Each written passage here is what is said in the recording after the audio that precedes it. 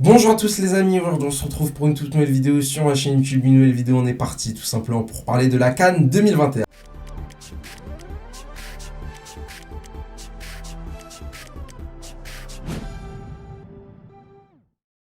Alors on est parti du coup pour parler de l'événement foot du moment, l'événement foot de ce mois de janvier qui va légèrement déborder sur le mois de février, la CAN 2021 qui va du coup débuter dans quelques heures et qui va tout simplement rythmer notre quotidien du 9 janvier au 6 février. On est parti aujourd'hui pour une petite vidéo pronostic des phases de poule de cet événement majeur du football africain. N'hésitez pas évidemment en commentaire à réaliser le même exercice que moi. On reviendra dans quelques semaines, féliciter ceux qui ont eu bon, se moquer évidemment toujours gentiment et dans la bonne humeur de ceux qui ont eu faux. Forcément, si vous n'avez pas réalisé le même exercice, si vous n'avez pas participé au mini-jeu, ça sert à rien de revenir dans plusieurs semaines pour aller se moquer de ceux qui se sont entre guillemets trompés. On est parti du coup pour évidemment pronostiquer les qualifiés, mais on va aussi évidemment pronostiquer les éliminés. Je vous donnerai tout simplement dans l'ordre de chaque groupe le premier, le deuxième, le troisième et le quatrième. Et puis évidemment en fin de vidéo, je donnerai aussi mes 4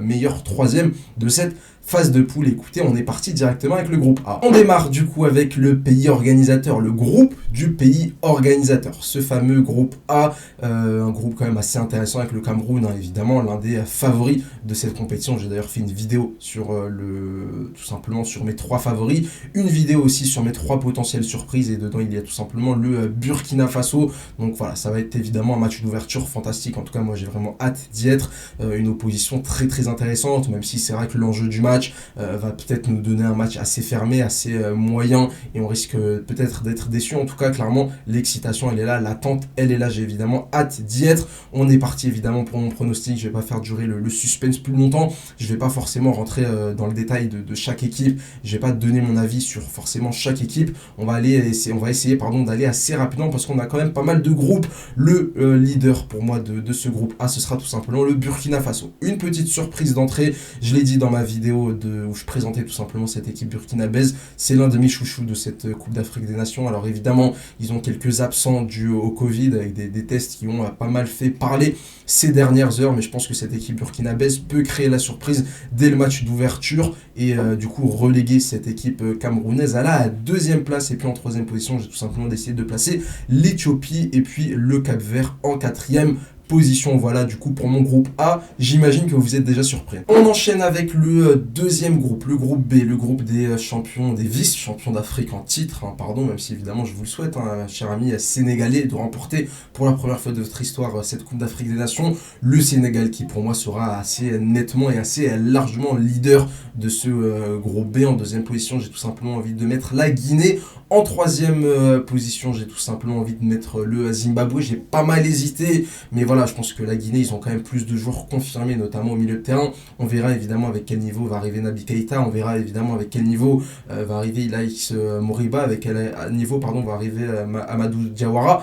Mais voilà, je pense que cette équipe de la Guinée est quand même sur le papier légèrement au-dessus du Zimbabwe, même si c'est vrai que collectivement, cette équipe du Zimbabwe a peut-être un peu plus de repères. Et puis malheureusement, je pense que le Malawi va finir bon dernier de cette poule et je ne serais pas surpris de les voir perdre tout simplement leurs 3 matchs. On attaque du coup avec le groupe C composé tout simplement du Maroc, du Ghana, du Gabon et des Comores. Les Comores qui participent du coup à leur toute première Coupe d'Afrique des Nations dans leur histoire, des Ghanéens qui vont évidemment arriver, tout comme les Marocains avec un peu la soif de revanche. Les deux équipes qui s'étaient fait sortir dès les huitièmes de finale lors de la dernière Coupe d'Afrique des Nations. Deux équipes qui n'ont pas remporté la CAN depuis les années 80. Le Maroc a remporté sa dernière CAN et sa seule CAN d'ailleurs en 1976. Du côté du Ghana, la dernière CAN remportée, c'était en 1982. Ça fait du coup plus de 40 ans que les deux nations n'ont pas remporté la Coupe d'Afrique des Nations. C'est une éternité. On parle quand même d'une Coupe d'Afrique des Nations qui a lieu tous les 2 ans. On parle d'une Coupe d'Afrique des Nations qui, sur les 10-12 dernières années,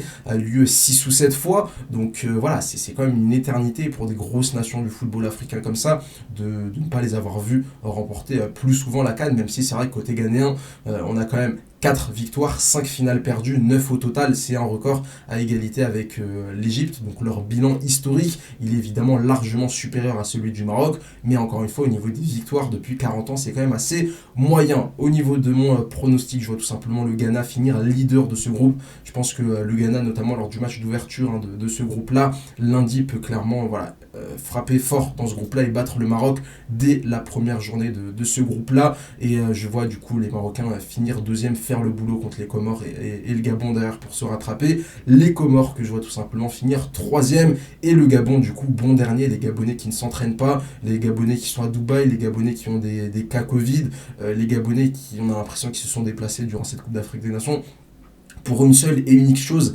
c'est-à-dire prendre leur prime et se barrer. En fait, on a l'impression qu'ils n'ont strictement rien à faire du maillot, rien à faire de leur pays. Alors évidemment, j'ai peut-être complètement me trompé que cette équipe gabonaise va réussir à aller jusqu'en demi-finale, va réussir même, allez, pourquoi pas, à réaliser et créer un exploit fantastique et remporter la Coupe d'Afrique des Nations.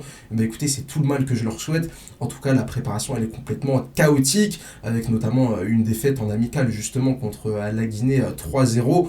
Voilà, j'ai quand même beaucoup de mal à voir cette équipe gabonaise sortir en fait de ce groupe-là, et je pense que les Comores ils ont vraiment un énorme coup à jouer, et dès cette première journée je pense que les Comores peuvent remporter ce match-là face au Gabon et pourquoi pas espérer se qualifier. On enchaîne du coup avec le groupe D qui sera tout simplement composé de l'Égypte, du Nigeria, de la Guinée-Bissau et du Soudan, et c'est vrai que dans ce groupe-là, écoutez, j'ai pas vraiment hésité, même si cette équipe nigériane elle est clairement sur le papier l'une des meilleures équipes de cette Coupe d'Afrique des Nations, avec évidemment un effectif très riche qualitativement, mais je pense que l'Égypte va tout simplement finir leader de ce groupe-là. Les Égyptiens qui vont forcément revenir le couteau entre les dents, une équipe égyptienne qui est impossible à sous-estimer, avec évidemment ces 3 CAN remportés à la fin des années 2000, cette finale de CAN en 2017.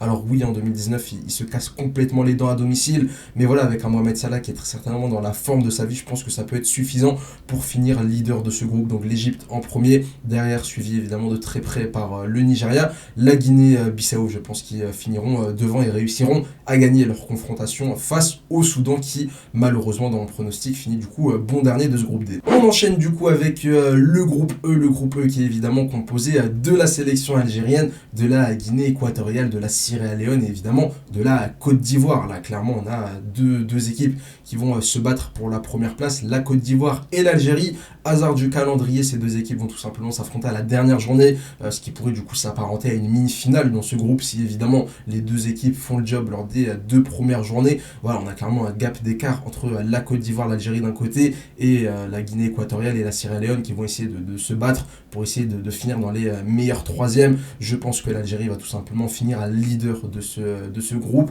suivi évidemment de très près par la Côte d'Ivoire. En 3e position, j'ai tout simplement décidé de mettre la Guinée équatoriale. En 4e position, la Sierra Leone. Et enfin, on finit du coup avec le dernier groupe qui est composé de la Tunisie, du Mali, de la Mauritanie et de la Gambie. Et là, c'est vrai que dans ce groupe-là, j'ai vraiment beaucoup hésité au niveau de la tête, et je vais peut-être me faire quelques ennemis, je sais pas, ça reste que du football, mais je vais pas beaucoup me faire d'amis du côté des Tunisiens. J'ai tout simplement décidé de placer le Mali en tant que leader dans ce groupe-là.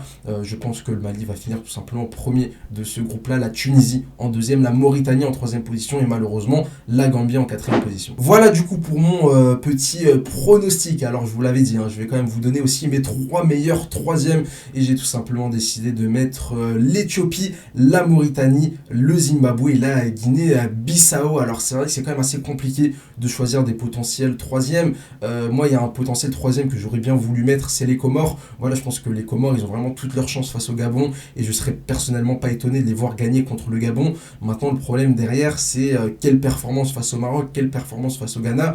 On sait très bien que pour finir parmi les meilleurs 3e, faut 3 points au minimum, et surtout faut une différence de but pas trop désavantageuse, c'est-à-dire que voilà, faut essayer d'être plus ou moins à l'équilibre, aller à être peut-être à -1, -2 maximum, et malheureusement je pense que les Comores ils peuvent complètement imploser face à la Tunisie, face au Maroc imploser face au Ghana et en prendre pas mal, mais du coup voilà pour mes 4 meilleurs troisièmes. Encore une fois, voilà, là ça se joue sur quelques détails, c'est quand même très très compliqué à pronostiquer les meilleurs troisièmes. Voilà du coup pour mes petits pronostics, hein. Comme je vous l'ai dit, évidemment, vous aussi en commentaire, n'hésitez pas à me donner tout simplement vos qualifiés, voilà, vos qualifiés pour les huitièmes de finale de cette Coupe d'Afrique des Nations. On se retrouvera évidemment à la fin du premier tour pour pouvoir pronostiquer la phase finale tout simplement de cette CAN 2021.